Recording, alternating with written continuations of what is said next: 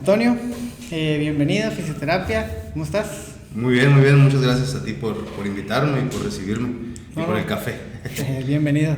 ¿No te afecta tomar café hasta ahora? No, la verdad No te pega, no batallas. Incluso a las 8 me puedo aventar la última taza y a las 11 ¿Neta? no puedo dormir, sí. Yo, por ejemplo, ahora, la verdad, me tomé nomás una taza, porque la neta, porque se me dio el día, y por eso estoy tomando ahorita. Si no, no vuelvo a tomar. Si no, no vuelvo. No duermo. Fíjate, soy muy tolerante al café, incluso si es soluble, por ejemplo, que a veces Ajá. me gusta un café con leche en la noche, así como tipo cappuccino. Ah, ¿neta? Hasta las 11 me lo puedo tomar y a la media hora quedo dormido.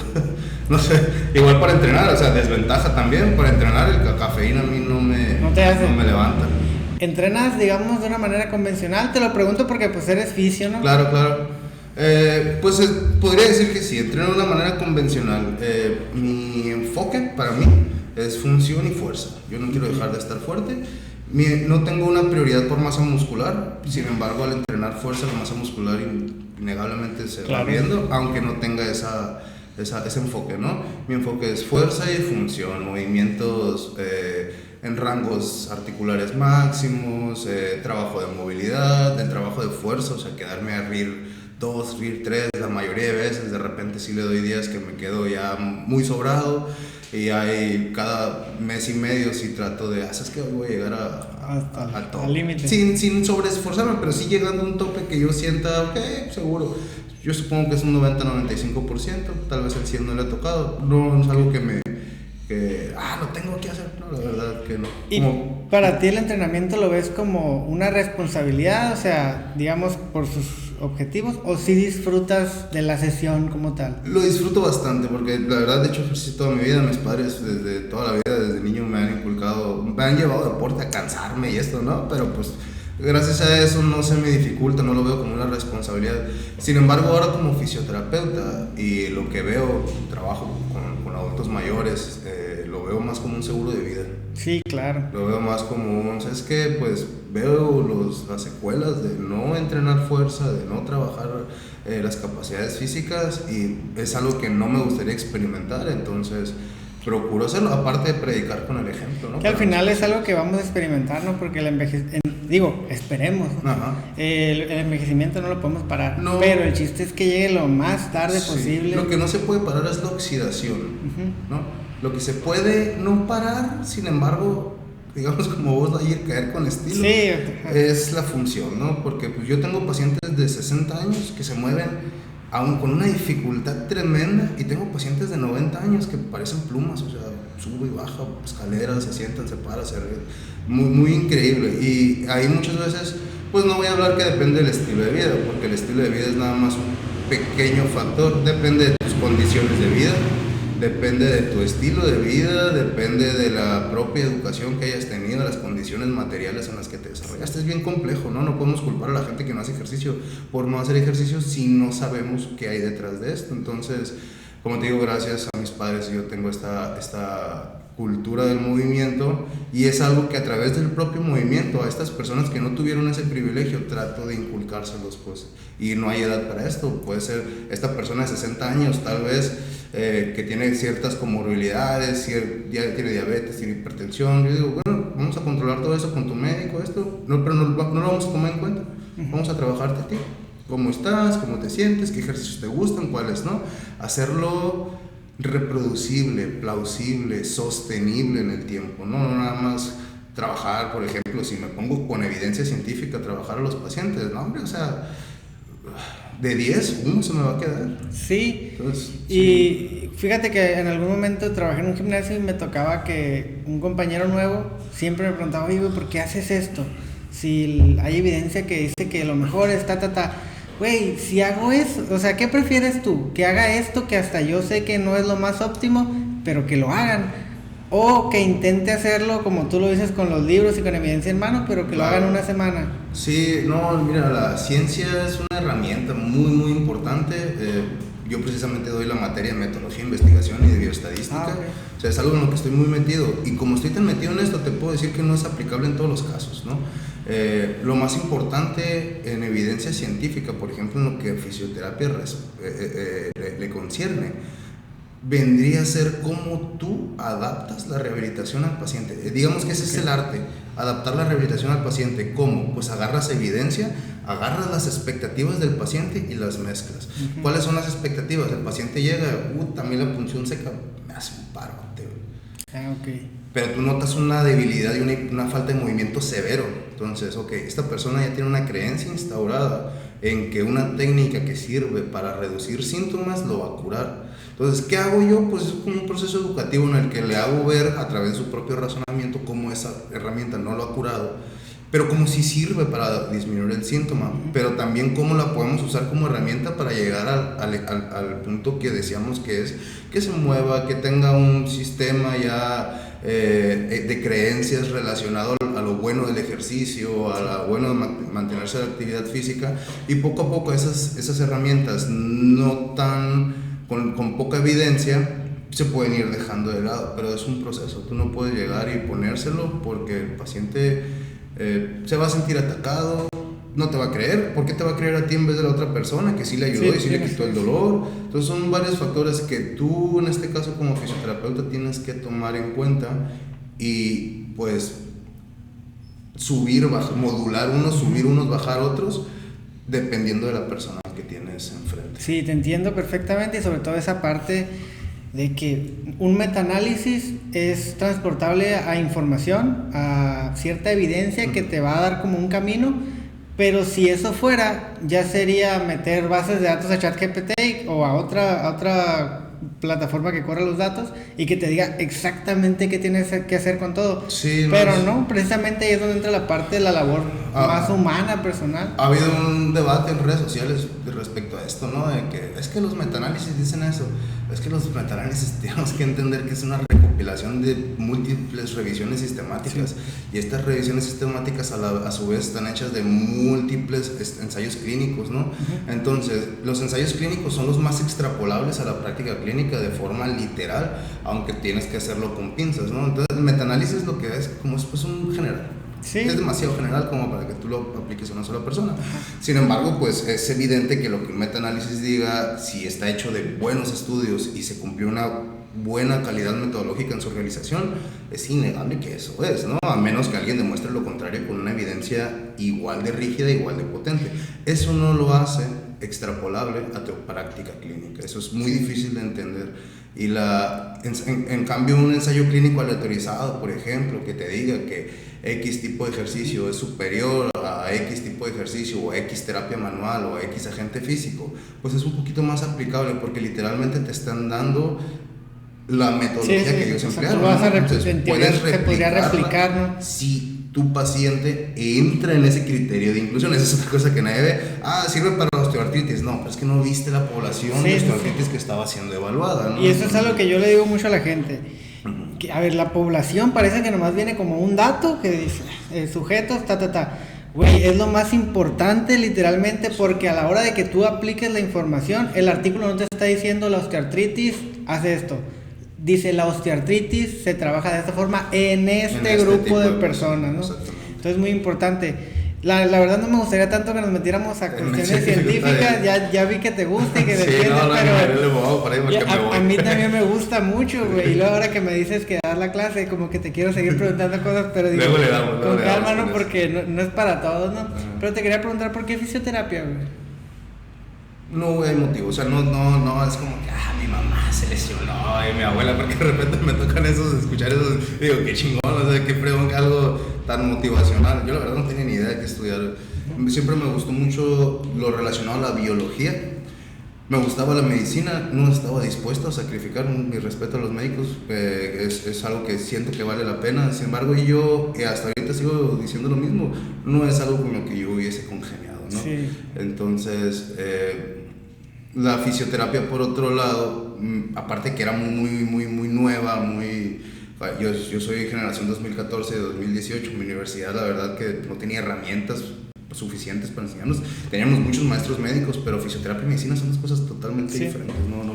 No lo vemos de la misma manera, no abordamos de la misma manera, y pues tenemos funciones diferentes, ¿no? Entonces, estaba nutrición, tampoco, pues nunca me fue por el área de la alimentación. Me llamaba más como que algo del deporte. Dije, pues eso sí lo pensaba desde morro, desde secundaria, acá, nada, sí, está chido esto del deporte. Siempre fui nadador, entonces di clases de natación en esa época de la secundaria prepa.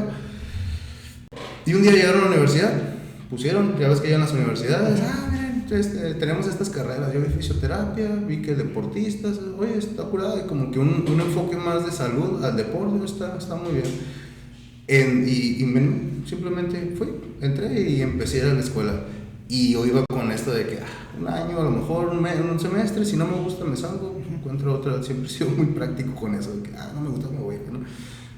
Y tómalo, me encantó. ¿Y ahí te quedaste? Sí, me encantó. No tuve una buena educación académica en la universidad, sin embargo sí encontré compañeros ya formados, más grandes, que me ayudaron a encontrar como que el verdadero sentido de la rehabilitación y de la fisioterapia. Y me fui por ahí, y poco a poquito ya fui escalando, y pues ahorita comento a mis compañeros de trabajo, yo no me veo trabajando, haciendo unas otras cosas, aprendiendo cosas, pero no dejando la fisioterapia. Como tal, no me veo sin nada. O sea, sí disfrutas la parte de la... Y es una característica que se tiene que tener, ¿no? Sí, la verdad, sí. Porque pues al final de cuentas, si no quieres, te vas a terminar involucrando con los casos. Te tienes que. Sí. Porque es una parte muy importante. Sí, yo la verdad mis pacientes son mis amigos. Es la ventaja que yo no soy, vuelvo a lo mismo comparativo con médicos. La mayoría de médicos pues sí tienen esta narrativa de separar acá, y pues tiene sentido, ¿no? O sea, es más potente una enfermedad que puede ser mortal a una lesión. No minimizo las lesiones, son dolorosas, limitan la vida, pero a ver, si llegas a urgencias con un tobillo doblado, llegas con un infarto.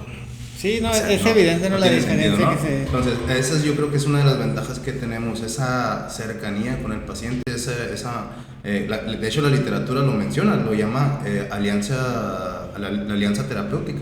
La alianza terapéutica es la base fundamental para el éxito de la rehabilitación. ¿Qué quiere decir esto? Consentimiento informado, yo te digo a ti qué voy a hacer y tú me retroalimentas estando de acuerdo con lo que yo voy a hacer y con tus expectativas. Entonces, se supone que yo soy el profesional, que yo soy el que sabe cosas, entonces yo tus expectativas las amoldo en un camino en el que yo sé que vas a mejorar, ¿no? Entonces, de esta manera, la alianza terapéutica es lo fundamental, la comunicación paciente. Entonces, te tiene que gustar. Para poder hacer esto, te tiene que gustar. Es algo que... Sí.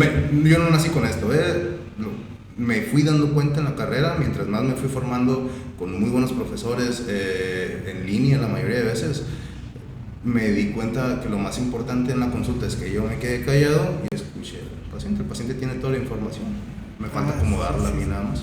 Te iba a preguntar, se me vino a la mente de flashazo, ¿cuál es el objetivo de la fisioterapia? Es una muy buena pregunta. Mira, o cuándo más bien se usa y qué herramientas usa, etcétera. Ok. El objetivo de la rehabilitación siempre es llevarte a un bienestar físico. La rehabilitación física, pues el mismo nombre lo dice, ¿no? Es un proceso y son varios métodos, varias herramientas que empleamos para poderte llevar a ti a un estado físico adecuado, óptimo, ¿no? Fuera de la lesión o adaptado a la condición en la que te estás desarrollando. Entonces, para esto usamos un montón de cosas, es que va a variar muchísimo. Ya ves que te comentaba que en fisioterapia como tal especialidades no hay. Eso no significa que no existan áreas. Está el área neurológica, está el área deportiva, está el área de trauma y ortopedia, el área pediátrica. Estas áreas pues va a depender de la inclinación de cada persona y cada uno usa herramientas diferentes. Al final los objetivos suelen ser los mismos: independencia, recuperación y adaptación, ¿no? En un paciente, por ejemplo, vuelvo a la lesión de tobillo, pues lo ideal es estabilizar ese tobillo. Si fue un esguince, pues evitar que ocurran 2 o 3 esguinces, trabajo de propiocepción, etcétera, ¿no? Y si es un paciente neurológico, por ejemplo, dependiendo de la fase que está, si fue un evento cerebral o vascular, pues tomas como referencia si tiene una hipertonía, herramientas para reducir el tono muscular, herramientas para mejorar los patrones motores de esta persona. Ellos antes usaban herramientas que ahorita ya están desactualizadas, como Bobat, su método Bobat, Bogta, Feldenkrais me parece. Esos son métodos neurológicos que tienen cierta lógica biológica, O sea, tienen sentido biológico, mecanístico, pero no es extrapolable, no sucede eso que el método defiende, ¿no? Entonces con estos ya se usan otras técnicas como adaptación de la vida diaria, ejercicios enfocados a la función, ejercicios cognitivos. Entonces ya en realidad virtual, con estas personas que tienen falta de movimiento, les ponen los Quest 3 acá y cuando mueven este brazo, no lo mueven, pero ellos están viendo la imagen que lo mueven al mismo tiempo y eso genera impulsos neuronales y estímulos que van a propiciar la neuroplasticidad, ¿no? En el caso de un paciente neurológico, pues un paciente de trauma de ortopedia, pues le quitan el yeso, a recuperar movilidad, a trabajar mucha educación, de que, oye, ¿sabes qué? Vamos a empezar a movernos, necesitamos hacer esto, necesitamos hacer aquello. Y si me pides 3 herramientas que yo uso y que me baso en evidencia, pero ya malabareo con cada una de ellas, es primero educación. El paciente no se puede ir de la consulta, de la primera consulta, sin saber qué le está pasando, por qué le está pasando y por qué debería estar tranquilo al respecto. Y si no debería estar tranquilo, ¿hacia dónde lo deberíamos de estar mandando para tranquilizarlo? Eso es lo primero, ¿no? Para eso un fisioterapeuta tiene que especializar, para esto un fisioterapeuta tiene que entrenarse muy bien en la valoración inicial, en la historia clínica y en la anamnesis. ¿Por qué? Porque muchas personas vienen con nosotros primero antes de ir con un médico. Sí. Y si tú no tienes herramientas diagnósticas, ¿a dónde lo vas a derivar? ¿O cuándo vas a saber cuándo derivar? Te cuento un caso rapidito de ayer que tuve, la semana pasada tuve una paciente que traía dolor en el cara lateral de la pierna y del tobillo. Había motivos parecidos, o sea, había un motivo para ese dolor aparente. Esta muchacha hace gimnasio y la caminadora la inclina un poco. Entonces, cuando va caminando, la dorsiflexión del tobillo la pronuncia un poco más. Entonces, puede ser una fatiga. Me hace raro, luego, porque pues, se supone que ya estás acostumbrado, porque tiene ya como 2 años entrenando y así ha caminado. Pero la fatiga a veces, yo no sé si pasaste más tiempo sentada en el trabajo, o sea, puede haber algo que no estemos viendo. Oye, trabajamos un relax. Cuando son ese tipo de cosas que no parece ser una lesión, le trabajamos un relax, no hay problema, le damos unas recomendaciones, un poquito de descanso, nada de reposo, pero sí descansos bien programados.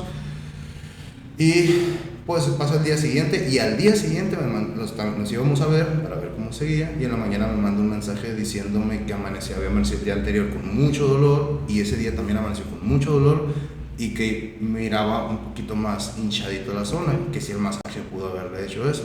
Digo, pues la verdad es que no tengo la fuerza suficiente para provocar ese tipo de daño, aparte que no lo doy lo suficientemente fuerte. Para mí el masaje no tiene sentido que lo hagas fuerte, es nomás un abracito al cuerpo. Fíjate que hace poco inventé un fisio y lo mismo, a esa conclusión llegamos, ¿no? De que ¿cómo puede ser posible que el tratamiento sea inducirte a dolor? Y lo que yo le menciono es que yo soy muy sensible al masaje, demasiado, o sea, y como que me dan cosquillas. Entonces eso me hizo a la fuerza empezar a buscar alternativas. Claro. ¿Y cuál fue mi conclusión? Tengo que meterle más mano a mi entrenamiento. Igual estoy entrenando de más y hace que derive a cosas. Esa es la magia.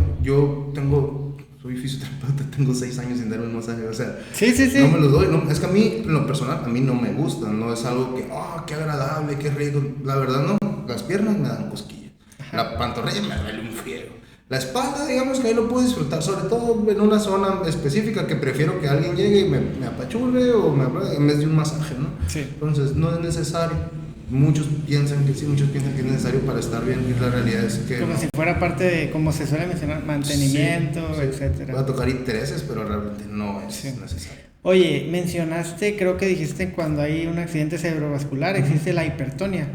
Sí. ¿Qué es? La hipertonía es un aumento del tono muscular. El tono muscular es la contracción muscular base, ¿no? Okay. La hipertonía es, suele haber las 2 fases. Cuando tienes una lesión neuronal central, de neurona motora superior, ya sea en el área de la corteza cerebral, generalmente estos no son traumáticos, los eventos cerebrales vasculares hay un taponamiento por una arteria, por un trombo, y esa zona muere, eso le llamamos EVC isquémico, evento cerebral vascular isquémico. En algunas ocasiones la pared vascular es muy débil y el trombo rompe la pared por presión y se derrama sangre en el cerebro, eso es un hemorrágico, un EVC hemorrágico, esos son los más graves de todos, la verdad que son muy... Si sobreviven, las secuelas suelen ser muy severas, ¿no? Y existe otro EVC que es el EVC transitorio, que se taponea y se destaponea, ¿no? ¿Y pero, ya o parece que ya, pero el riesgo es muy alto.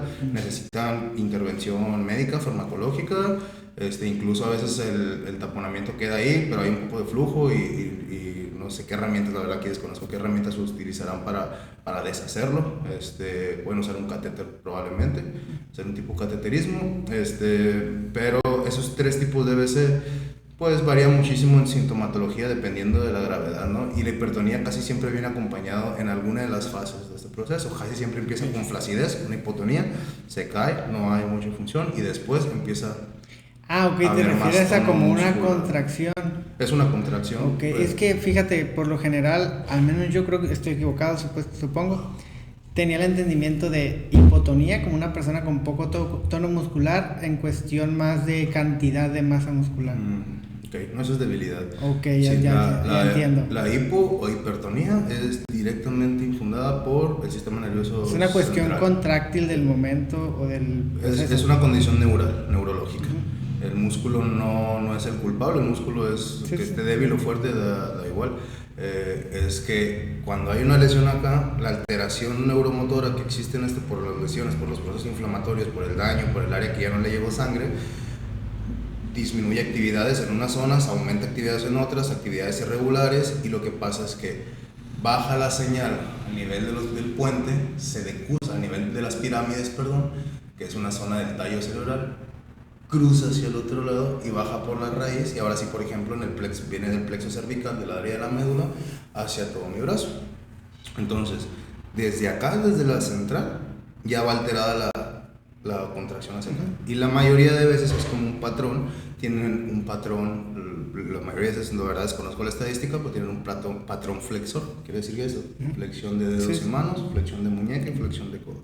Esta persona está platicando como si nada y tú le agarras la mano. ¿Qué haces?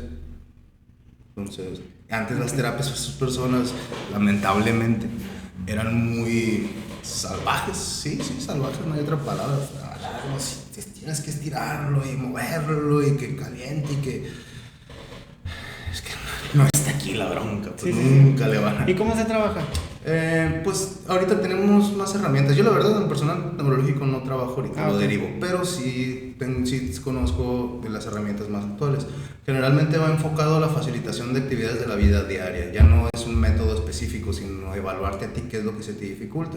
Y hay estrategias que emplean algunos fisioterapeutas que tienen esta inclinación a los pacientes neurológicos, están actualizados, que tienen que ver con procesos cognitivos motores, cognitivo-conductuales, y en relación a imaginería motora. ¿Qué significa esto, cognitivo-conductual? Por ejemplo, si la paciente queda con un buen razonamiento cognitivo, tú lo puedes entrenar y le puedes ayudar para que constantemente, de forma consciente, pueda reducir esa hipertonía cerebral. Es un trabajo largo. Por ejemplo, algo que se usa, digamos que está ese celular así, esta persona acá, y tú le ayudas a agarrar ese celular y que mantenga la mano así, y con la otra mano está escribiendo. Entonces, cuando ve que se esfuerza, disminuye, lo vuelve a agarrar y sigue escribiendo. Eso, imagino que es una trabajo de todos los días, todo el día. Pero un paciente neurológico no puede darse el lujo de no hacerlo. Y esta hipertonía es permanente. O llega de repente estoy normal y llega la flexión. Es permanente. O sea, la persona ya se queda a la madre. Es permanente. Y lo que puedes hacer es mejorar, en medida de la gravedad de la lesión cerebral, mejorar la calidad de vida, la calidad de movimiento. Yo conozco muchos pacientes por CDC que se desplazan, trabajan, van, entrenan, o sea, tienen muy buena... Y hay otros que de plano quedan en cama y no se le vuelven a levantar. Entonces depende mucho del fisio, pero depende muchísimo más de la condición de la lesión, dónde fue, cómo fue, qué tan grave fue. Y antes que el terapeuta todavía está el entorno familiar, es indispensable. Un paciente neurológico con un entorno familiar desfavorable no avanza, es muy difícil que avance. ¿Y estos accidentes cerebrovasculares están asociados a malos hábitos en general? Hipertensión regularmente, tabaquismo, sedentarismo, factor genético, también hay una buena buen rango. Y sobre todo estos son un montón de cosas que no vemos, o sea... Sí. Y están aquí, o sea, somos un país con mucho sobrepeso, mucha obesidad, de hipertensión, de patologías cardíacas, a todo lo que da. Y esto solamente es un factor para que tu sistema vascular esté en riesgo. Entonces, pues ya no estamos hablando, la gente le dice vascular a las piernas, sí, a veces te me hinchan. No, también es importante, pero acá también te llega sangre, ¿no? Y por ejemplo, esta información es muy impresionante. Y yo la comparo cuando me llega un dato así, respecto a alguna consecuencia de algún proceso mal hecho, de malos hábitos sobre todo, lo comparo con la primera vez que yo vi la cajetilla de cigarros cuando empezaron a plasmar las imágenes. Estaba más chico, ¿no? Y fue muy traumático para mí, y por muchos años me cuestionaba, ¿cómo puede ser que alguien lo compre viendo esa imagen cada vez si yo no la puedo ni tolerar? Esto es muy interesante el tema que acabas de tocar, güey. Porque si bien no fumas, sí haces cosas que sabes que están mal. Sí, no, es que entiendo mucho eso. La mayoría de la población funcionamos así, y aquí es donde entra la educación y la fisioterapia. El hecho que tú le digas al paciente que está mal hacer ciertas cosas o está bien hacer ciertas cosas, no significa necesariamente que la persona las vaya a aplicar, porque lo mismo, toda la vida he escuchado que está bien y que está mal, y no toda la vida tomamos las mismas decisiones, me incluyo, o sea, yo soy también. Por ejemplo, la caja, cuando salió esa caja con imagen, yo fumaba en ese momento. Duré casi 9 años fumando, o sea, desde bien chamaco, desde la secundaria saliendo a la prepa hasta la universidad, o sea, sí me aventé unos 7, 8 años fumando y fumaba gacho. ¿Y cómo lo dejaste? Yo vi la caja y no me causaba absolutamente nada, o sea, fue la primera... Y ya estaba sin... Fue la primera... Y no, te ponías a fumar. Lo dejé por una apuesta con un amigo. La verdad, los dos estábamos hartos, estábamos buscando una excusa, güey. ¿Qué onda? Te he puesto un 12, jalo, sobres. Así lo fuimos viendo un año, 24. Ahora estamos un 24 y una carne asada, fierro. O sea, quien fumara iba a pagar. ¿Y en qué lo último ahorita? que sacamos cura fue que me compras un iPad, se me antojó un iPad. Sí, ya teníamos como 7 años sin fumar. Los dos dejaron. Los dos, sí. Y pues del 2015 a hoy, no, yo no he probado un cigarro. Y lo dejamos de golpe, o sea, yo no soy una persona que puede dejar algo poco a poquito. No has sufrido con eso. No, la verdad no. Porque, por ejemplo, yo fumé cigarro eléctrico nada más y poco tiempo. Y yo soy una persona con tendencias muy adictivas. Ajá. Y precisamente por eso, en cuanto vi la oportunidad, que fue el apoyo de mi pareja para dejarlo, lo dejé. Okay. Pero te digo, hasta la fecha, yo no puedo ver una persona fumando un vape. Se te antoja, güey. Muchísimo, güey. Y ¿sabes cuál fue mi pedo? Que lo relacioné con que, como yo sufro mucho... Tengo déficit de atención, hiperactividad. Como que te mantenía siempre, focus. No, espérame. Siempre de mis manos, güey. Siempre las estoy traer algo. Cuando yo salía a una fiesta, eso provocaba que yo tomara mucho. No fumaba. Tomaba mucho porque siempre estaba como de que si no estoy bailando o cantando en este momento, algo tengo que estar haciendo. Cuando pude empezar a fumar, fue como de que ya no tengo que andar en Uber, ya puedo manejar porque no tomo. Y estoy bajando de peso, estoy dejando el alcohol. Y fue como de que yo solo, pajas mentales, mintiéndome, diciendo que había sustituido por algo bueno. Y ya fue como de que, ya cuando llegué al punto de que, güey, volví a tomar igual y ya la fumada no me hacía nada de quitarme la sensación. Y mi novia me dijo, ¿sabes qué? Yo no quiero estar con una persona que fuma. ¿Estás dispuesto a dejarlo? Y yo ya le había dicho, yo no veo esto, yo no quisiera que esto fuera a largo plazo. Y le dije, no, que Simón. Y me lo quitó, así de que lo traía en la mano y sobres. Sí. Y al inicio me dijo, vamos a hahacerlo de a poco. Te voy a fraccionar las veces. Así de que tienes 5 jalones al día.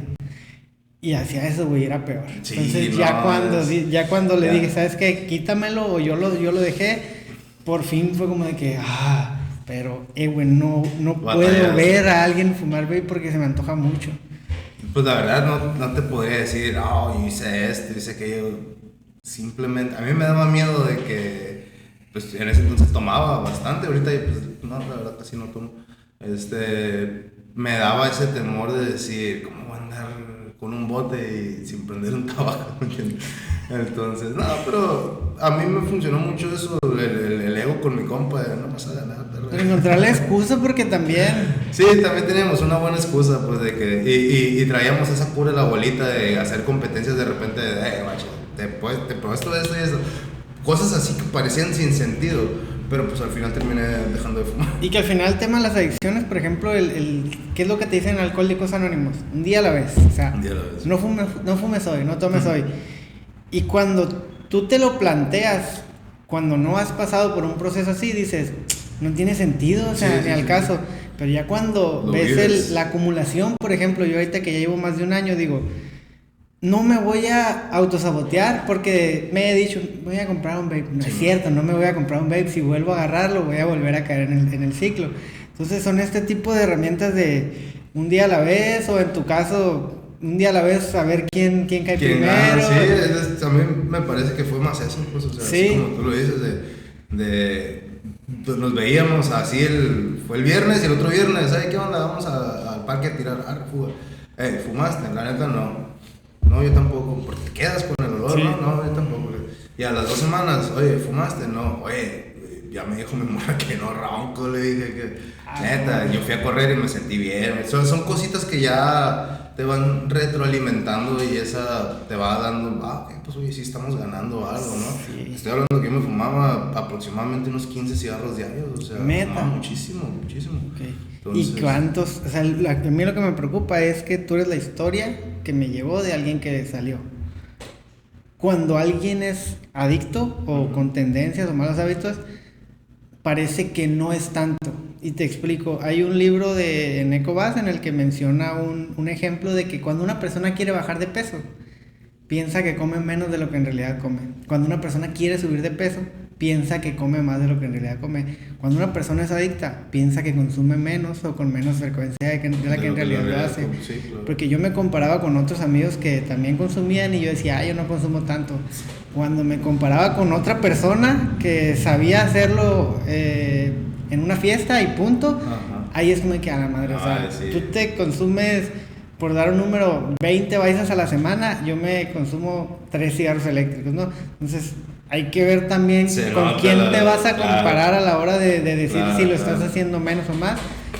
Y sobre todo, como lo mencionaste creo al inicio, es muy difícil respecto a las condiciones materiales y las tendencias que tenemos. Sí.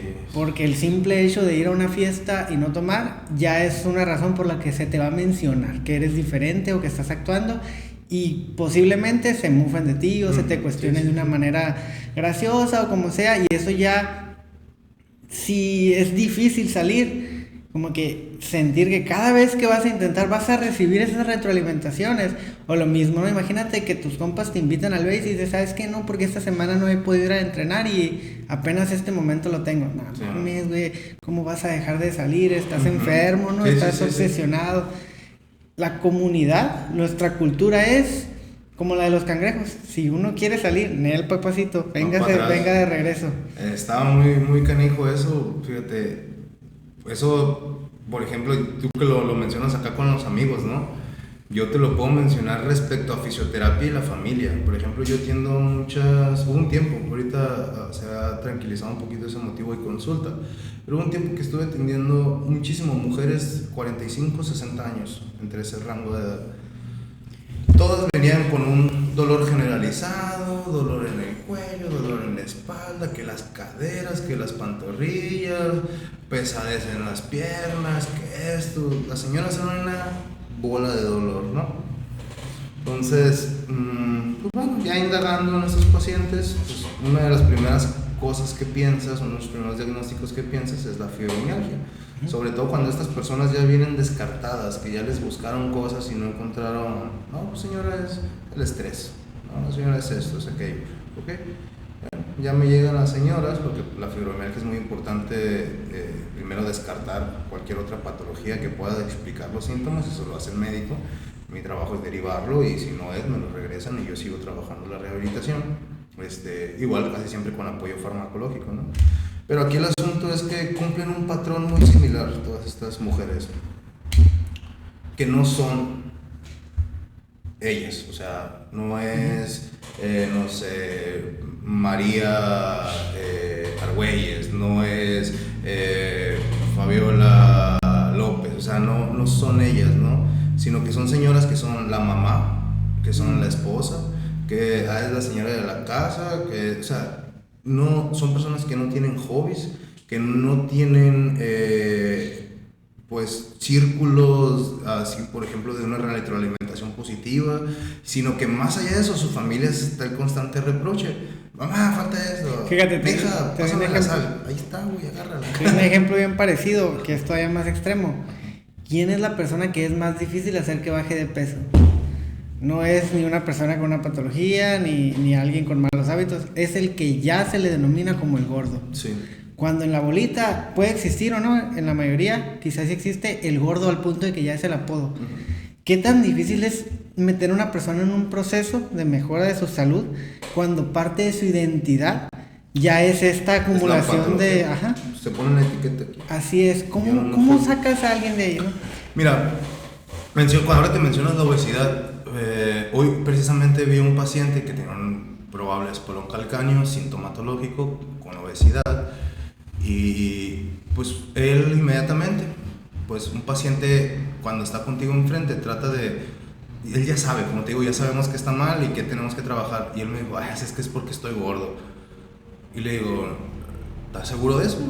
¿Quién te dijo que es porque esto ocurre porque estás gordo? No, pues es que pues es lo que siempre me dicen. Me duele el talón porque estás gordo, me duele la rodilla porque estás gordo. Me duele, o sea, vámonos a la estadística, ¿no? ¿Todos los gordos les duele el talón? ¿A todos los gordos les duele la rodilla? No, pues no, ¿verdad? Entonces, son otros procesos, digo, y si tú te manejas como que no vas a estar bien mientras estés gordo, nunca vas a estar bien, porque bajar de peso no debería ser el objetivo para ti. El objetivo es mejorar las condiciones que tienes actualmente. Y eso eventualmente te va a dar frutos y resultados. Por ejemplo, pacientes con dolor de rodilla con artrosis, ya sé que es la obesidad y el sobrepeso. No es la obesidad y el sobrepeso, no es, eso no genera desgaste. Es absurdo, o sea, hay que ir a revisar la literatura, ¿no? A los pacientes no les digo eso, a los que les dicen que es por eso, sí les digo eso, viejo. Los libros, ahorita en internet, buscas, PubMed, fácil, ¿no? Aprende inglés o tradúcelos y aprende a interpretarlos. Pero es de responsabilidad del profesional, no del paciente. Y más si vas a hacer el diagnóstico o la aseveración. Y por ejemplo, la artrosis de rodilla está más relacionada a factores metabólicos y genéticos que a problemas de sobrepeso. Así que si tú tienes factores genéticos que produces más algunas enzimas que se llaman metaloproteinasas, tu cartílago se va a empezar a generar más rápido. Hagas lo que hagas, estés delgado. ¿Y qué hay que hacer ahí? ¿Fortalecer? ¿Paciencia? ¿Educación? Ahí lo que tienes que hacer, por ejemplo, si el factor genético es más influyente, fortalecer. Probablemente las rodillas se te deformen, pero a lo mejor no tienes dolor porque no tendrías por qué tener dolor. Porque el cartílago no tiene terminaciones sensitivas al final de cuentas, ¿no? Y eso es el desgaste. Estas enzimas de metaloproteinasa interactúan con el cartílago destruyéndolo. En teoría debería haber menos de las que suele haber en estas personas porque hay un equilibrio de destrucción y reparación. En este caso las metaloproteinasas se sobreponen a la reparación y pues tienes un proceso degenerativo. Desgaste tampoco es un término correcto.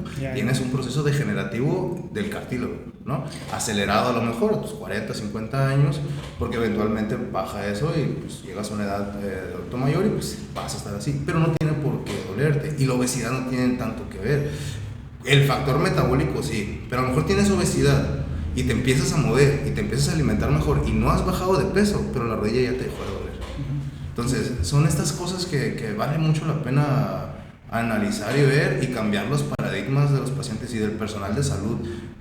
Eres un estúpido si llegas y le dices a una persona, es que estás muy gorda. Es que es ya ni ganas de discutir con esa gente. Desde ahí te das cuenta que no han agarrado un libro desde los 90, entonces... Y pues, que desde ahí ya empieza el proceso contrario. O sea, no le puedes decir a una persona que por X o por Y, como culpándolo. No puedes culpar a una persona... Y ahorita sabemos a ciencia cierta y con certeza de que la obesidad no es una decisión, es una consecuencia de los malos hábitos. Y esos malos hábitos vienen influenciados por las condiciones materiales en las que te tocó desarrollarte. Porque ¿por qué nuestros papás, mis papás, o sea, vienen de esa generación yo soy un niño 95, pero el Nutrilunch era comida. No, y la distinción de decir, eso no es comida y esto sí, y ¿sabes qué sí es comida? La Bolonia, la salchicha. O sea, pero yo vengo de ahí de que nos compraban estos cartones de jugo, cartones o sea, había para que nos pudieran comprar eso, que digamos que fregón, ¿no? Pero porque no no tenían tiempo, entonces sí está sometido a las condiciones materiales de esa forma. Yo fui un niño obeso precisamente porque mi mayor alimentación era, mi mamá, el desayuno típico, huevito, súper bien, pero una barrita, un yogur, ahí ya te estás zampando un montón de calorías un niño, o sea, no tiene ningún sentido, ¿no? Puede que digan, no, que las restricciones, es la realidad, es un alimento hipercalórico no nutritivo, ¿no? Entonces, que hay un niño que de plano es lo único que puede costear, pues no, vas a sobrevivir con eso, te vas a lidiar con los problemas, pero súper, o sea, está bien. Pero ese es el motivo por el cual viene esta generación de nosotros, nuestros padres, de mucha obesidad, porque era lo que la tele te vendía. O sea, y súmale el contexto, digamos, comercial. Sí. Güey, de verdad, hace poquito hice un video hablando de cómo puede ser que sea legal y que exista la posibilidad de que Coca-Cola te venda el eslogan de destapa la felicidad y te pinte una familia feliz, güey. Totalmente. Y te relacione cosas tan emocionales con la peor basura que le puedes echar a tu cuerpo. Totalmente. Y que sabemos que... Güey, yo creo, me atrevo a hacer esta aseveración, nomás eliminando la marca Coca-Cola en México, disminuirías un 20% montón, güey, de cosas. Ajá. Sí. Entonces, y güey, ya no estás nomás enfrentando a uno, como lo mencionas, la falta de educación y de conocimiento, porque sí te creo la parte del tiempo, pero con educación y con conocimiento se puede sí. Pero, contigo es bien complejo. Estuvimos mucho tiempo sometidos a la información que la red corporativa quería que estuviéramos sometidos. Y todavía. O sea, todavía. Ahorita lo que tienes son más herramientas para ser un poco más crítico. Algunas personas, no todas. Pero ya puedes entrar a analizar en Cofepris, por ejemplo, qué alimentos están bien y qué están mal. Al menos ya te avisan, oye, esto que te venden como Nutrifit, esta barra, cabrón, tiene 3 sellos, ¿no? Para que sepas que no te estás nutriendo, o sea, cómprala, tienes la libertad, claro que sí, eso no, pero advertido estás. Ahora sí que ya hay menos excusa, aunque muchos pueden decir que a lo mejor no es una buena estrategia para eso, lo cual yo pienso que simplemente no es suficiente, no es que sea buena o mala, no es suficiente ya, necesitamos más herramientas. Pero es que yo lo veo como una herramienta tibia, una herramienta poquito, para que ya no me estén diciendo nada, pero también tengo contentos a los patrocinadores de todo lo que... Mételes impuestos, a ver cómo se les va. No, sí, claro, y ni siquiera impuestos, métele la obligación de traerme una nueva fórmula que no tenga 3 sellos, o sea, que no me puedas vender nada, con un sello te entiendo. Hace poquito conocí a un amigo de Hermosillo que precisamente se dedica a eso. O sea, yo no sabía que existía gente, qué chingón, o sea, gente que se dedica literalmente a mejorar la calidad nutrimental de tu producto, de quitarle sellos, de hacerlo pues más vendible, de forma más segura, y él te hace la etiqueta nutrimental y todo eso. La verdad que a mí me pareció súper interesante, porque si yo quiero lanzar un producto al mercado, me puedo acercar a él y decirle, me puedes ayudar a mejorar mi calidad, y pues yo siento que todos deberíamos tener. No sé si estés más informado que yo, pero yo recuerdo, no sé, cuando recién salió esta noticia de que se iban a poner los sellos, creo que era un plan a varios años y que la finalidad era en algún momento empezar a prohibir los alimentos que tuvieran 2 o 3 sellos. Ajá, la verdad no estoy seguro y voy a investigar eso para saber. Pero es que sí, por un lado te digo, güey, esto es el plan perfecto para de que, hey, ya hice por ti lo que necesitabas. Y es lo que te digo, pero en realidad tengo contentos a quienes acá. ¿Sabes cuándo se me hizo bien impresionante que yo tomo mucha coca, güey? A mí me mama, güey. Y se me hizo bien impresionante y dije, pinches genios, güey. Aquí eran mariscos antes. Ajá. Entonces ahí trabajaba yo y teníamos el refri de la Coca-Cola. Fue salir los sellos, güey. La primera entrega de la botella con la etiqueta roja con sello. La siguiente ya era la botella negra, güey. Para que no se notara el sello, güey. Se me hizo impresionante que fuera tan rápido porque ya de ahí todas las Coca-Colas venían en negro, güey. Y dije, a la madre, o sea, la gente dice, es algo insignificante, güey, pero ya el simple hecho de que no haya un contraste de color, ya, el esfuerzo por poner el sello se acabó. Sí, es muy complicado ponerle atención y que tu cerebro reaccione de manera reactiva, vaya, a eso, pues de que, tiene 3 sellos, ¿no? Sí. Incluso te haces tonto, los ignoras, ¿verdad? Ya los ignoramos. No los alcanzaste a ver, sí. Como el tema de Bimbo, güey, o sea, que dijeron, ¿sabes que ya no puedes poner figuras bonitas animadas? ¿Y qué hicieron? Poner en el pan, ya no en el empaque, la figura del osito de Bimbo para que se viera a través, pues.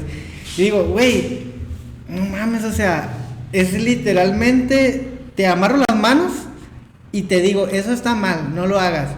Pero que te agarren a chingazos entre todos, porque al final para tu salud esto es.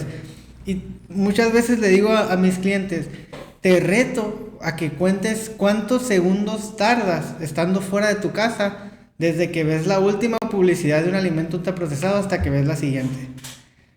Difícilmente si estás en movimiento tardas más de 5 minutos. Sí. Siempre hay una publicidad respecto a el eso. mismo producto ya es la publicidad. Tú pasas por una vitrina del Oxxo y rápido ves el morado de las chips. Sí, rápido ves el negro de la Coca-Cola, ¿no? Entonces inconscientemente están ahí y el problema es que son cosas que... ¿Cuál es el problema, por ejemplo, con el celular que tenemos ahora? Que no nos cuesta nada obtener un chingo de dopamina y eso nos está fregando el cerebro a todos. Sí, nos está pudriendo TikTok. Es lo mismo, güey, o sea, para mí mi comida favorita es, por ejemplo, la carne asada. Ajá. Pero ¿qué ocupo para comer carne asada? Ir a comprar carne, poner el carbón, preparar la salsa y ya la carne y comerme mi taco, güey, pasó 1 hora. Pero mi bebida favorita es la coca, güey. ¿Cuánto tiempo, güey? 7 segundos tardo en llegar a la farmacia, la agarro y la abro y en lo que me cobran ya me la estoy tomando, sí. O sea, sí, es impresionante que lo tenemos. Es parecido a esta analogía del celular, pues de que tenemos la puerta al placer y la gente ni siquiera lo ve eso, ni siquiera lo ve como que te están explotando neurotransmisores mientras tú vas cambiando y scrolleando en TikTok y no, yo nomás le estoy dando lo mismo, yo nomás estoy abriendo una coca y le estoy dando el primer trago. Y fisiológicamente el azúcar es eso, güey. Yo hablo de esto mucho con mis pacientes ya en el área de lesiones musculoesqueléticas, por ejemplo el tendón que es un tejido sumamente metabólico para mejorar. Si tú le metes azúcar al tendón lesionado, vas a tardar más tiempo en recuperarte y la recuperación va a ser de peor calidad y esto va con un montón de tejidos, o sea, los procesos neuroinflamatorios que genera el azúcar son reales, no es como que eso es lo que me está afectando, no, pero si lo disminuyes, no te voy a hablar que lo quites, si lo disminuyes te va a ir mucho mejor, a lo mejor que a ti que te lastimas y te dura 1 semana y media doliéndote y que lo ves hinchado, a lo mejor en 3 días ya estás bien, que es el tiempo de recuperación. A mí me gusta mucho la coca, pero sí trato de, por ejemplo, mi esposa y yo los domingos de a fuerzas pedimos unos tacos dorados que nos gustan un montón y pedimos una coca para los dos. Ahí siento que como la disfrutamos, o sea, de que qué rico, ¿no? Con los tacos, siento que satisface mi necesidad de psicológica de coca. Oye, quiero tomar una coca y entre semana no la vuelvo a tomar, a menos que me toque de que bueno, vamos a un evento, vamos acá y no sé qué es peor. Si venden cerveza, pues me tomo una chela. Si no, me pido una coca, ¿no? Entonces, pues sí, es a lo que voy. Incluso como fisioterapeuta me es difícil. Sin embargo, mi comportamiento va más dirigido a la modulación del consumo, a la restricción total. Pero sí modulándolo lo más que pueda, porque pues es la realidad, o sea. Pero el tema que yo veo en relevante, güey, es que el azúcar, hice una investigación al respecto, el azúcar refinado tiene como 200 años de existir. Tus neurotransmisores que reaccionan a la introducción del azúcar refinado tienen 300,000 años, güey. Es una cosa demasiado nueva. Evidentemente tu cuerpo no sabe qué hacer al respecto. ¿Te imaginas un cavernícola de 10,000 años comiéndose un terrón de azúcar? Sí, pues. Eso, como sus pupilas, ¿cómo se mirarían así? No, imagínate, cuando tú eres una persona que lleva mucho tiempo en una restricción calórica y le das azúcar, vas a sentir una cosa de que un subidón de energía. Sí. Imagínate a alguien que no la conocía, güey. Es lo que le ría a mi hijo, por ejemplo, de que subimos y tiene 7 meses y se pone en acá y le digo, y eso que todavía no come azúcar, le digo, imagínate, porque pues es algo que no vamos a poder evitar, ¿no? Pero pues crear una buena relación con los alimentos para mí es fundamental con todo. Pero sí, ese tema es muy importante. Y es muy difícil, por ejemplo, el tema de ¿cuál es el argumento que te dicen? No, pues escucha tu cuerpo. Güey, mi cuerpo me está diciendo que lo mejor que ha probado es azúcar, que lo mejor que ha probado es tabaco, que lo mejor que ha probado es alcohol. No puedo escuchar a mi cuerpo. Me da risa, el cuerpo es muy sabio. Si fuera muy sabio no estarías aquí. O sea, el cuerpo no es sabio, el cuerpo sigue patrones y sigue dar respuestas, estímulo-respuesta. Y el cuerpo quiere 2 cosas. Y sí es verdad que tenemos una tendencia a estar bien, pero pues no. El cuerpo quiere 2 cosas. sobrevivir, o sea, no morirse y reproducirse. Si no estás haciendo eso, lo que te está diciendo tu cuerpo no es la mejor opción, al menos no necesariamente. No biológicamente. Ajá. Y respecto a eso, güey, cuando estás en una situación de alerta en el que tu vida está en riesgo, ni siquiera tienes que pensar en actuar, tu cuerpo actúa solo. Ya depende de ti que tú lo hayas llevado por el buen camino y esté más apto físicamente, cognitivamente para mejorar esos procesos. Pero en realidad, no sé si has estado en alguna situación de esas, pero es como de que actúas y no te cuestionas, no piensas. Se llaman el fight or flight. Ajá. El pelea o morir. Pelea o corre.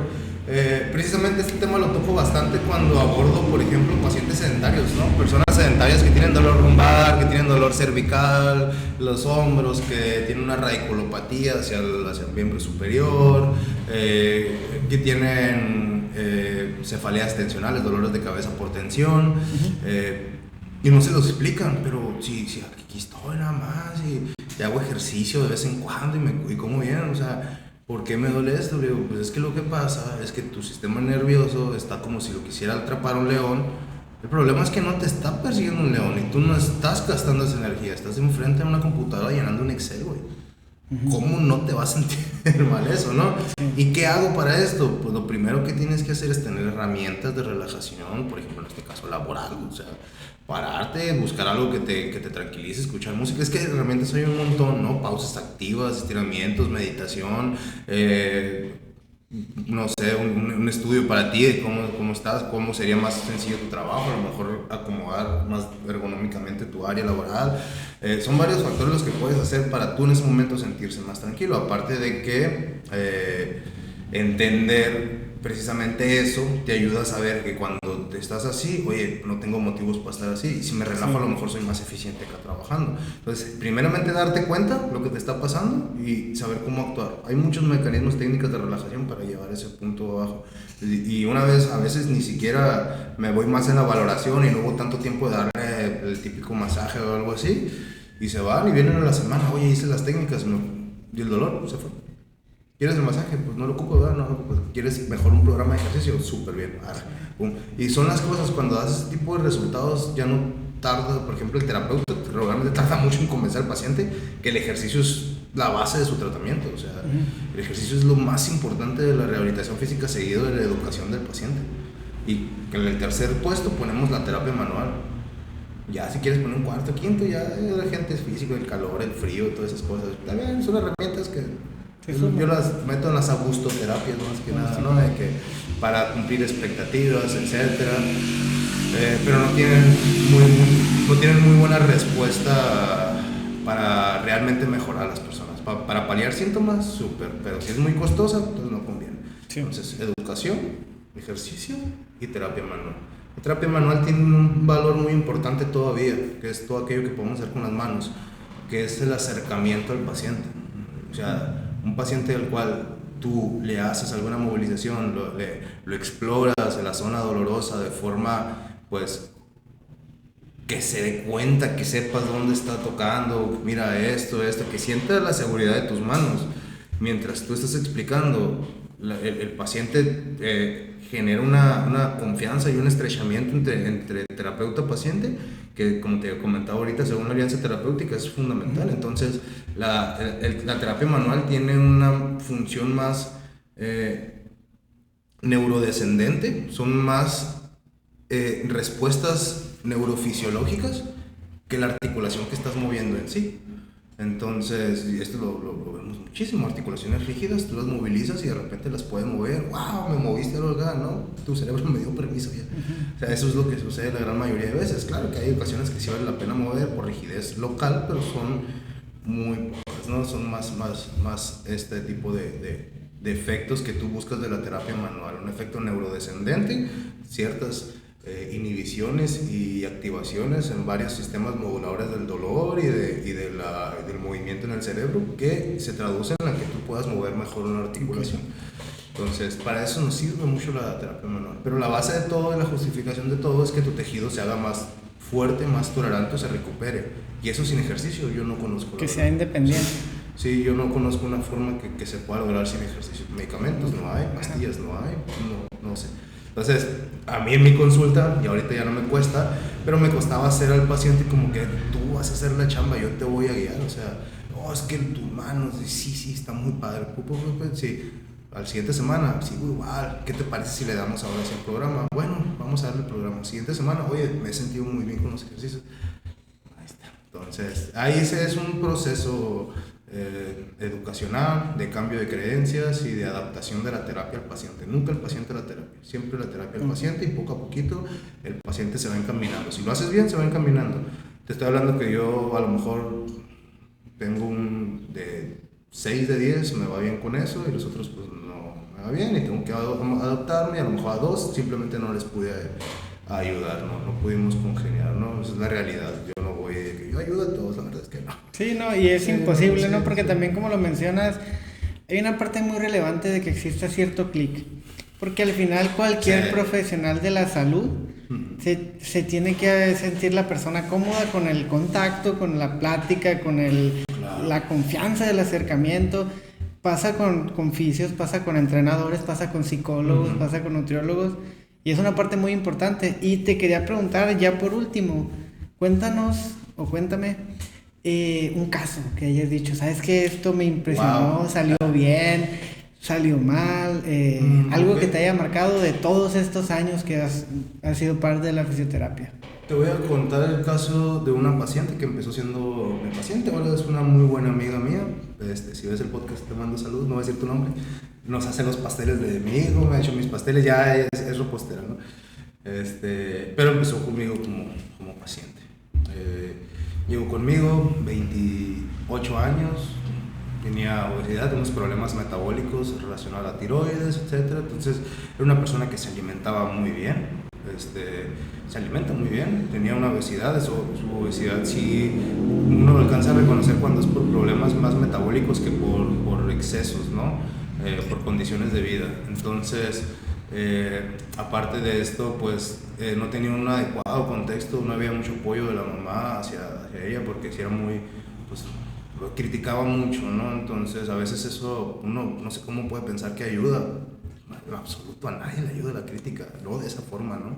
Entonces, bueno, nos tocó trabajarlo, le hice la evaluación y yo me encontré con unas cosas interesantes. La persona venía con 2 hernias diagnosticadas ya, L4, L5, L5, S1, posterolaterales derechas, o sea, hacia la derecha, hacia atrás y hacia la derecha estaban las 2 hernias, y la persona tenía pues entumecimiento y hormigueo en el trayecto del nervio ciático, tenía bastante dolor también y dolor lumbar. Antes de llegar conmigo estuvo una semana, no estuvo como 2 días hospitalizado por el dolor lumbar. Después de ese dolor lumbar empezó el dolor del ciático.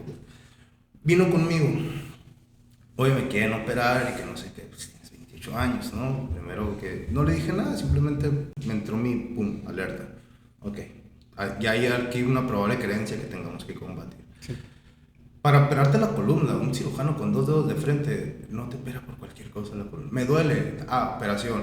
No, un neurocirujano, no te opera por cualquier cosa. Entonces, a quien le había dicho esta persona era un traumatólogo, no hay que operarte, ella me comentó del IMSS, ni la revisó. Bueno, típico eso, ¿no? Entonces esta persona vino conmigo, yo la chequé, le revisé dermatoma, sensibilidad en las zonas que le pertenecen a L3, L2, L3, L4, L4, L5, son zonas en las piernas bien identificables, que le haces un estímulo con un rodillito picoso, que tú le preguntas, oye, ¿sientes más de un lado que de otro? ¿Sientes igual acá? Entonces la persona te dice, oye, lo siento menos acá, lo siento más. Oye, este me dolió y este no. Y si es la misma intensidad, pues debería sentirse similar, ¿no? Eso es información muy relevante. Y es información objetiva, porque o sientes o no sientes. No hay un que siento, no, o sientes o no sientes, ¿no? Entonces, una evaluación tendinosa, checamos los tendoncitos. ¿Por qué todo esto? Porque todo eso compete la médula. Y las hernias lo que más miedo nos da es la médula, ¿no? Entonces, pues precisamente estamos verificando. Esta persona le fue muy bien con eso, con los reflejos tendinosos del cuádriceps, del flexor y extensor largo del dedo gordo y el tendón de Aquiles. Le hice estas pruebas, todo bien. Le hice unas pruebas que se llaman pruebas neurodinámicas, me dieron positivas, es así. Entonces dije, bueno, la hernia está, pero como para meterte cuchillo, no sé, digo, o sea, tengo la cita en 3 meses. Vamos a ver en 3 meses.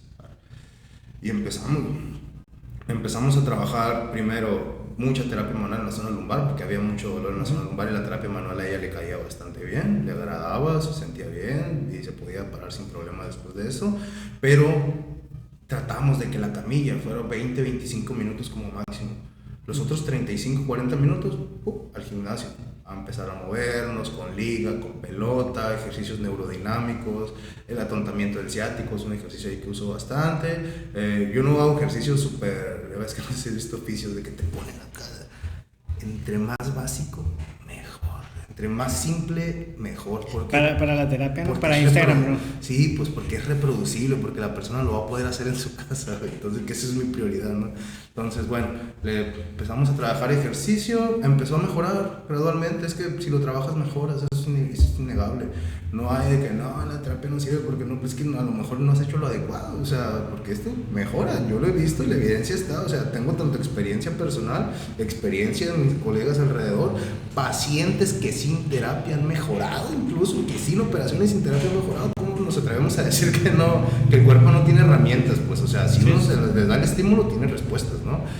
Hay ocasiones que la cirugía es innegable, yo estoy de acuerdo, y yo te mando directamente. Entonces, ¿sabes qué? Ve con este trauma, o voy con este neuro, y él sabrá si él te opera o te deriva un colega más, ¿no? Yo ahí en esos temas yo no me meto. Pero si yo veo que esto no tiene sentido y yo siento que es más un conflicto de interés de que te quiero operar, yo me pongo y no se hace, ¿no? Y bueno, es tu decisión. Sí, no, pero yo me pongo en, mira, no, por esto, esto y esto y esto y esto, y que te justifiquen si tú quieres allá, pero yo por esto, ya, si se quedan conmigo, qué bueno, si no, pues les deseo la mejor de las suertes, ¿no?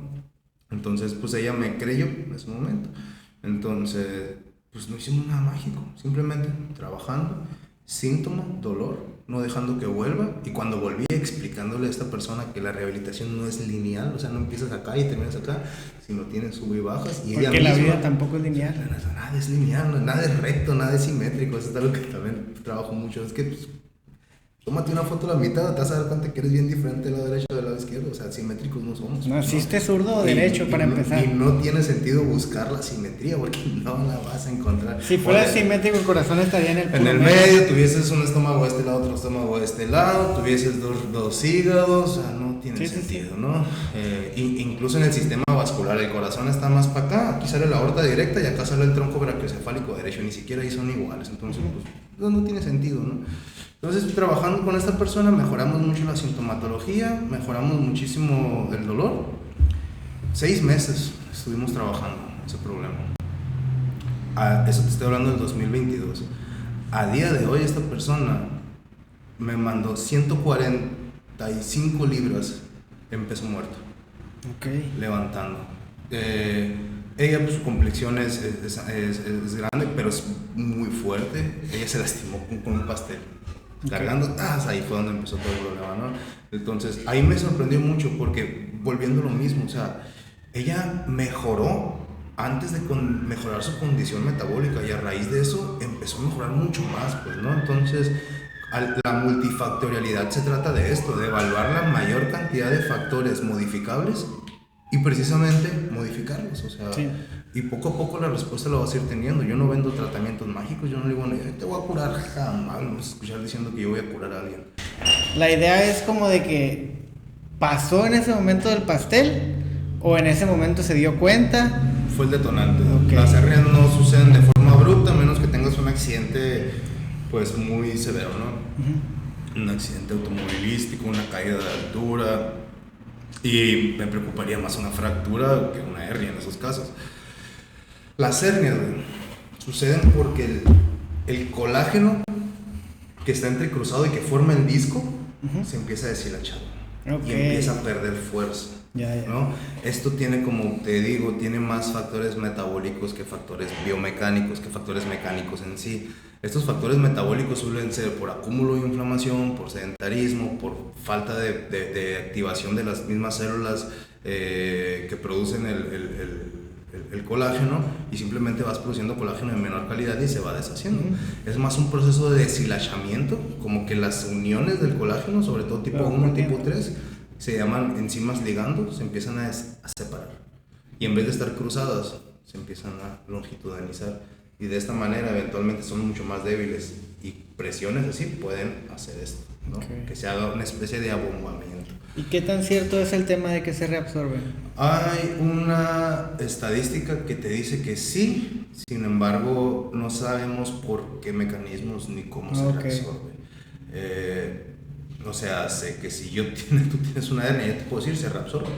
No sé si lo que yo te voy a hacer va a hacer que se reabsorba. Lo que sí te puedo hacer es que te baje el dolor. Lo que sabemos es que pasa. Lo que sabemos es que pasa. A mí me ha tocado reducción del tamaño. Okay. A esta persona precisamente se le redujo. ¿Y cómo se ve por imagen? Por imagen, resonancia magnética. Ajá. La forma más adecuada para ver una hernia es una resonancia magnética nuclear. ¿Y en qué momento dices si es necesario y cuándo no? Una resonancia magnética cuando tienes o hipoestesia o hiperestesia, o sea, no tienes sensibilidad o tienes muchísima sensibilidad, que ya el pantalón te molesta. Eso ya estamos hablando que hay una alteración neural tremenda y que no se está pudiendo modular por ningún motivo. Cuando hay pérdida de función motora, y yo le digo al paciente, por ejemplo, ¿no? Hablando de una hernia acá, levanta la mano. No, porque está presionado, simplemente no llega.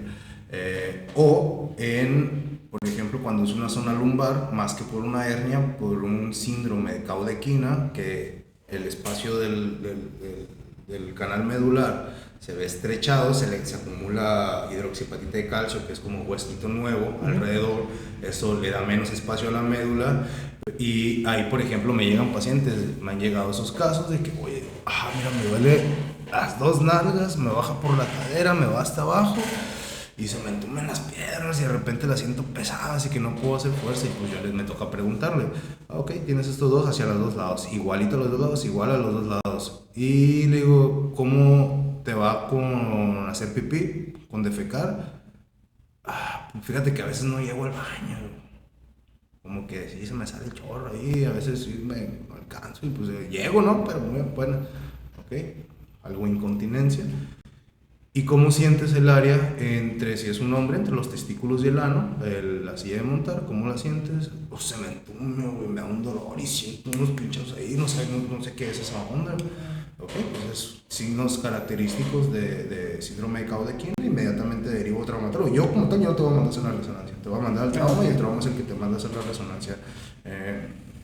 No tiene sentido, a lo mejor el trauma va a ver algo que yo no voy a ver y puede trabajarlo sin resonancia, pero yo no te voy a hacer gastar 3,000, 4,000 pesos por eso, mejor te mando por eso el trauma, te pregunto, que te haga esa evaluación y él decide si hacerte una resonancia o no, o qué intervención es la mejor para ti. Yo tengo mi trauma de confianza, que es el que le mando a la mayoría de pacientes, me gusta muchísimo cómo los abordan, muy humano, muy amable con los pacientes y no le veo mucha intención monetaria con los pacientes, eso me agrada muchísimo a mí. También tengo un médico especialista en dolor, un médico que es anestesiólogo con la subespecialidad en algología, entonces pues también me apoyo, o sea, yo no solo no trabajo, también me apoyo de Daniel como entrenador, me apoyo de Mirna como nutrióloga, porque yo sé que la fisioterapia es limitada, o sea, no tengo yo las herramientas totales para abordar a una persona compleja, ¿no? A lo mejor hay muchos problemas que sí los puedo resolver yo solo y el paciente sin problema, pero necesito un equipo que me apoye, sobre todo para este tipo de casos, ¿no? Que nos dan mucho miedo, las hernias, todo eso. Aunque pues yo diría, las hernias realmente no es algo a lo que temer, vas a mejorar. La gran mayoría de veces vas a mejorar, o sea, un 90% de la población va a experimentar alguna vez de su vida algo parecido a eso, dolor lumbar o una sintomatología de ciática, y vas a estar bien. El chiste es que no te dejes de mover nada más, pero vas a estar bien. Sí, curioso, ¿no? Como siempre volvemos a lo mismo. Sí. Siempre, o sea, pase lo que pase, sí, te tranquilizo, pero al final la clave es la misma. Vive una vida que sea saludable, que tengas los mejores hábitos que puedas, o mejores hábitos en general, y listo. O sea, ya con eso te estás quitando un mochilón bien grande. Sí, y pues entender que no siempre vas a estar bien. Sí, que es parte de la vida. Es difícil también a veces para los pacientes, pero ¿por qué a mí? Es que no quiero estar, es que no depende de ti. Güey, yo me he dado cuenta, y es triste decirlo, y lo platicaba con mi novia hace poquito, el tema de salud, ¿no? ¿Estás saludable o no? Yo conforme me acerco a la gente, a amigos míos, ¿no? Y familiares, me estoy dando cuenta cada vez más de que casi todos tenemos alguna patología o que nos acompaña en diferentes momentos, o que se presenta, o que ya es, ¿cómo se llama?, crónico, o sea, de por vida. Casi siempre hay algo. Muchas veces pienso, el estado ese de salud, como si tú fueras a estar perfecto, como que todo bien, nada más es probablemente que o no ha pasado la suficiente cantidad de tiempo, o no has investigado lo suficientemente bien. Había no sé dónde lo leí, pero era un médico que decía, no hay gente sana, simplemente hay gente que no las evaluó bien, o sea, ¿sí? Y eso tiene cierta parte de sentido, o sea, realmente, como tú lo dijiste, no, tenemos dos funciones biológicas, reproducción o sobrevivir, alimentación, comer, ¿no? Son las dos bases de eso. Entonces, en base a estas dos funciones biológicas que tenemos, la salud es lo mismo, o sea, realmente siempre te estás muriendo y te estás regenerando, células tuyas están muriendo constantemente, te estás regenerando. Entonces, yo por ejemplo tengo una palabra que me enseñó un maestro, Rafael Ugarte, de México, fisioterapeuta también, salutogénesis. Salutogénesis. Sí, ya no es salud, ya no te enseño salud, te enseño a crear la salud, ¿no? Porque la salud se crea, o sea, esto mismo, estamos en un proceso de balance, entonces si tú creas salud, digamos que tienes factores protectivos que no te van a eximir a que te mueras de algo, ¿no? Pero porque sí, puedes estar perfectamente y un accidente me atropella alguien, entonces sí puede pasar por ahí. Entonces no hay manera de prevención, es una palabra que a mí no me gusta y siento que no debería de existir esa palabra en salud, porque es imposible prevenir, no podemos ver, prevenir es ver el futuro. Ajá. Y no podemos ver el futuro. Yo lo que hablo con mis pacientes es que no pienses en prevenir, porque cuando no lo puedas prevenir te vas a frustrar, porque oye, hice todo. Sí. Velo como una reducción de la probabilidad de riesgo de lesión, o sea, disminuyes las probabilidades de que te pase algo, pero en dado caso que te pase, porque hay una probabilidad, tú tienes herramientas y fuerza para combatirla, o sea, en cambio de otra forma, pues no, entonces te cuesta más salir adelante después de una lesión o de una enfermedad. Y esto lo vemos, por ejemplo, ahorita tengo un paciente que ruptura total del ligamento cruzado anterior, fractura de un menisco lateral, de un cuerno posterior del menisco, y me lo traían inmovilizado, ya tenía un mes inmovilizado. ¿Por qué? O sea, lo van a operar, pero ¿por qué lo inmovilizas ahorita? No se va a lastimar más, ¿no? Entonces le quitamos esto, empezamos con movimiento. Ahorita el amigo hace sentadilla, hace extensión, hace un montón de ejercicios ahí en la clínica que tenemos, el equipo de gimnasio hace un montón de ejercicios para miembros inferiores, incluso ya le estamos metiendo para miembros superiores, y lo van a operar. O sea, digo, todo esto es un trabajo preoperatorio. O sea, tú estás mucho mejor que como llegaste aquí conmigo, pero cuando te operes y salgas vas a sentir la diferencia. Pues no lo vas a sentir porque ya lo trabajaste, pero si te comparas con alguien que no hizo lo que tú hiciste, tú vas a salir. Y sabemos mucho cuál es la diferencia. Tiene buena masa muscular, ¿verdad? O sea, y la mayoría de veces es eso, tú te paras 3-4 días en cama, la fuerza se va por abajo. Entonces, tú tienes masa muscular, yo tengo masa muscular, alguien que tenga menos masa muscular de la que tengamos, o sea, le es bien complicado volver a un estado de salud. Y en cierto momento de la vida, en cierta edad, es como que si no lo alcanzaste y pasas por una crisis, una operación, cualquier situación que te haga estar en reposo, es muy grave y es muy difícil reponerte. Ahorita dijiste una palabra, crónico para siempre, nada más para ahí una retroalimentación. Crónico significa mayor a 3 meses. Okay. Y eso es bien importante porque yo con los pacientes es una palabra que abordo mucho, porque le digo, tú escuchas crónico, ¿verdad? Que piensas que nunca se te va a quitar. Pues sí, es que es lo que... no, es que me confundí me refería a las enfermedades autoinmunes. Autoinmunes. Ok. Sí, pero en mi cabeza, como no encontraba, fue agudo. Crónico. No, pero sí es muy interesante, qué bueno que lo tocaste, porque crónico significa eso. Sí, crónico es igual un problema que traes 3 meses con esa bronca o más, ¿no? Hay enfermedades crónico-degenerativas, que esas sí ya son, pues, algunas enfermedades autoinmunes son crónico-degenerativas, como la osteoartritis, por ejemplo. Ya son otro tipo de lesiones, pero yo te abordo mucho con esto, porque trae dolor lumbar crónico, o sea que nunca se me va a quitar, no. Lo único que dice aquí es que traes dolor en la zona de la espalda baja, con 3 meses de evolución o más, es todo. No dice que no se te va a quitar. Si no es una característica de la patología. Dice, sí. Si no es una descripción del tiempo que tienes con esta patología. Muy bien. Muchísimas gracias por acompañarnos aquí. Muchas gracias por invitarme. Bienvenido cuando quieras. De verdad me gustó mucho la plática. De una vez te digo que queda pendiente ya profundizar sobre temas de ciencia y eso, porque a mí me gusta mucho.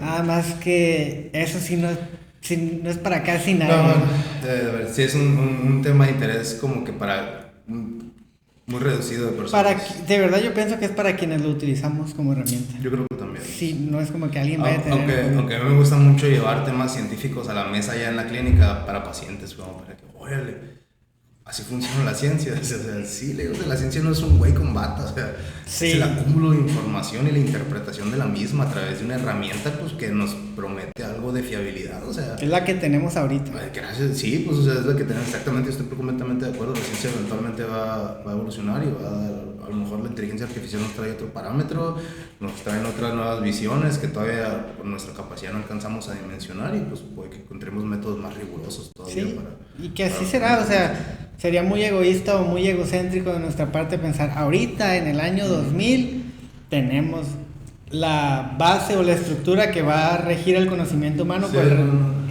cuando me dicen, la ciencia no lo sabe todo, ni lo pretende, le digo, o sea, la ciencia simplemente va iluminando zonas, y al que te sirva a ti, pues otra cosa, ¿sí? O sea, simplemente va iluminando, pero sí, hablamos de eso sin problema. Muy bien, muchas gracias. Entonces aquí lo dejamos. Gracias a ti por la invitación, amigo. No para nada.